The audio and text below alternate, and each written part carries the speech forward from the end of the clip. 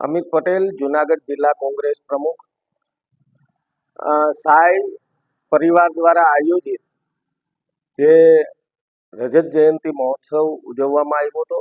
તમામ નાગર સમાજના લોકો અને નગરજનો જે એકત્રિત થયા હતા અંબાઈ ફળિયામાં, ત્યાં ઉપસ્થિત રહી પદ્મશ્રી દિવાળીબેન ભીલ, પદ્મશ્રી ભીખુદાનભાઈ ગઢવી, કવિ દાદબાપુ, હાજીભાઈ રમકડું એ પદ્મશ્રીઓના સન્માન સમારોહ રાખ્યો હતો। એમના પરિવારજનો પણ ઉપસ્થિત રહ્યા હતા।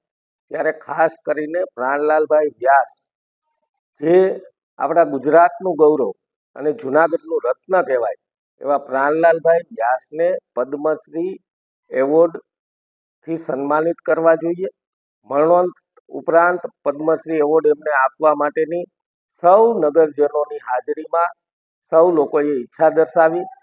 તેમની સાથે સાથે જે દિવાળીબેન ભીલની પ્રતિમા જે તૈયાર થઈ ચૂકી છે અને એમને મહાનગરમાં મૂકવા માટેનું અમે સૌ લોકોએ સાથે બેસીને આહવાન કર્યું છે। ત્યારે ત્યાં તમામ લોકોની હાજરીમાં નગરજનોએ આ પ્રસ્તાવ મૂક્યો અને એમને વધાવ્યો છે। હું ચોક્કસપણે માનું છું, ગુજરાત સરકારને મેં લેટર લખીને પણ વિનંતી કરી છે કે ભાઈ શ્રી પ્રાણલાલભાઈ વ્યાસને પદ્મશ્રી એવોર્ડથી એનાયત કરવામાં આવે અને એમને નવાજવામાં આવે।